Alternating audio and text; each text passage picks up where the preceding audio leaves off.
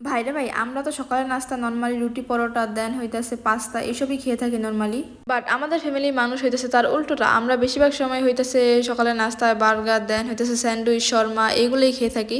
আমাদের বাসায় আবার হাবিজাবি একটু বেশি খাওয়া পড়ে আমাদের। তো যাই হোক, আজকে সকালে সবার জন্য আমি বার্গার বানাইতেছিলাম নর্মাল ভাবে। তো প্রথমে আমি মাংসটাকে ভালোভাবে সিদ্ধ হতে দিয়ে দিছি পানিতে।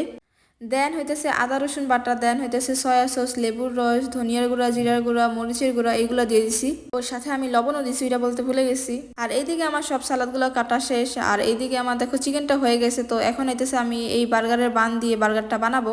আর এইদিকে আমি বার্গারের বানগুলা ছুরির সাহায্যে মাঝখান দিয়ে কেটে নিছি, দেন একটু গরম করতে দিয়ে দিছি। তো চিকেনগুলো যেহেতু হয়ে গেছে, এইগুলাকে আমি এখন ঠান্ডা করে দেন হইতেছে হাড় থেকে মাংসগুলো ছাড়িয়ে নিয়ে দেন সব সালাদগুলো দিয়ে দিছি।